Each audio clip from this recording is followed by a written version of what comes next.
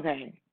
I feel like I'm gonna be on this all the time. Like I'm just comfortable. I feel like we're just gonna be able to talk about some of this stuff that I've been really needing to talk to y'all about. Okay. I want to talk about attachment styles really quick. I want us to understand what that is. If you understand what your attachment style is, you know how people talk about love languages. Love languages they don't have shit on attachment styles. They don't have shit on attachment styles. If you understand attachment, where's my dry erase board? If you understand attachment styles, you are going to change your entire dating life. Let me take a picture of this really quick because I need this. You'll change your entire dating life. So I want to break down what attachment style, what it is. Attachment style came out of attachment theory.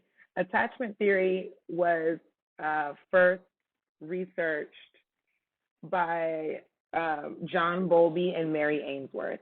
Okay, so it started off with a child attachment. So like children attaching to their parents, and what we are interested in, even though that is interesting or whatever, it is super relevant. We are more interested in adult attachment, even though it's all like obviously very much related.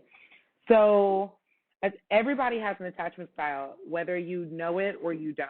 Like you have one. We all do. And there's very, very simple categories with very complex implications. But that's one of the reasons why I'm doing this, or that I'm on this platform now, is to get into those like complexities of the things and to break things down even more. So I think this is probably the best thing ever. Okay, so attachment styles.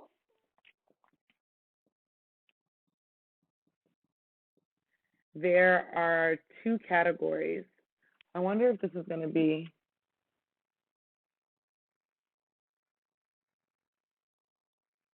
you know what? It's not going to. So I'll do it like this. I'm not going to use any words. I'm going to use shapes. So this is everybody in the population, okay? This is everybody, 100%, all right? About half are secure, okay? So about half, I think that's going to show up, right? About half are secure, and the other half are split between, we have an anxious, preoccupied person, we have a dismissive, avoidant person. I'm not going to even try that. Okay, we have an anxious, preoccupied. You can think anxious, dismissive.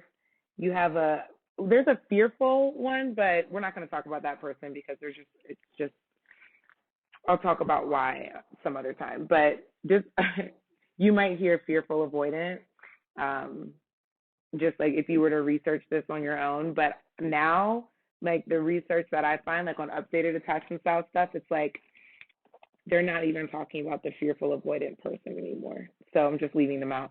Anxious, preoccupied, dismissive, and disorganized. Okay? Anxious, preoccupied, dismissive, and disorganized. It's a DZ. So about half the people are secure, and then everybody else is split between insecure attachment styles. Secure people... I'll just give you like the definitions of what they are first. So a securely attached person, I used to think that secure meant confidence, and I was like, yeah, I'm totally securely attached. And at that time, I definitely wasn't. So a securely attached person is someone who is able to express their emotional needs. They're able to provide for someone's emotional needs. Being close doesn't feel scary. It feels comfortable. Doesn't make someone want to run away. Doesn't make someone feel afraid. That's essentially what a securely attached person is. I mean, we could go on about like good qualities and things like that, but I think you probably get the picture. These are just it's very stable. These are people who actually might be misinterpreted as, or rather misperceived as boring by people on the insecure attached side because of the nature of so many insecure attached people, which are very dramatic. And I identify as a recovering anxiously attached person, actually an anxious avoidant person, because there is that category as well. It's a mix of an anxious preoccupied and a dismissive avoidant. That mix makes the anxious avoidant. We'll talk about that in another video because that's like just slightly more complex, but so we'll leave it out for now. So the insecure side tends to have, not tends to, they do, we do have more of the dramatics. It's just, these are the highs and the lows. These are people who, it's a lot going on, y'all.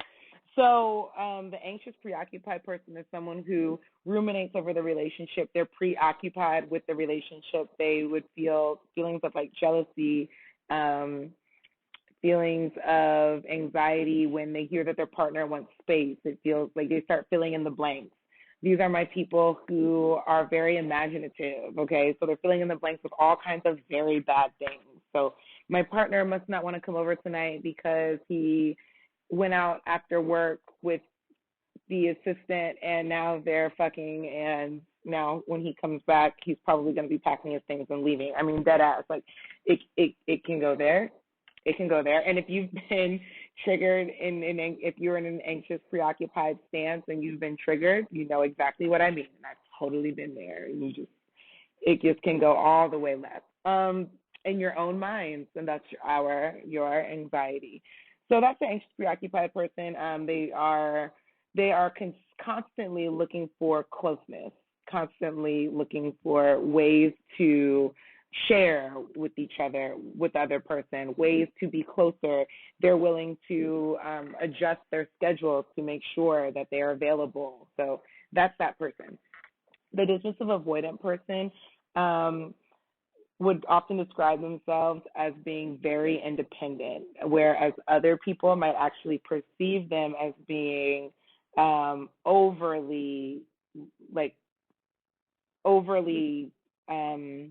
independent, overly self-reliant, like unable to connect. That's the perception, and they might even agree. So some do, some don't. I mean, whatever. So this is someone who has a need for space. The anxious, preoccupied person needs to feel very close. The dismissive, avoidant person needs to feel like they have room to breathe.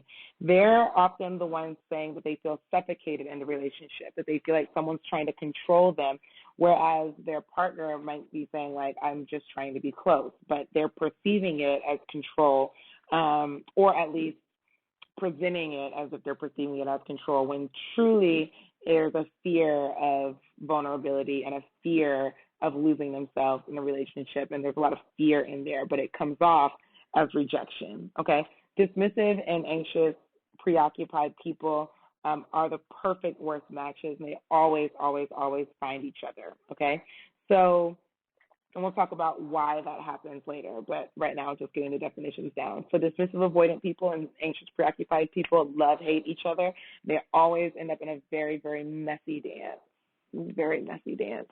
And then there's a disorganized category where you might be either one of those things at any time, including a fearfully avoidant person. So I really think of disorganized as, I just group fearful in there with, I just group that together because they get the fearful, they get the anxious, they get the dismissive. So I feel like that's where the fearful avoidant people really get to shine in the disorganized category.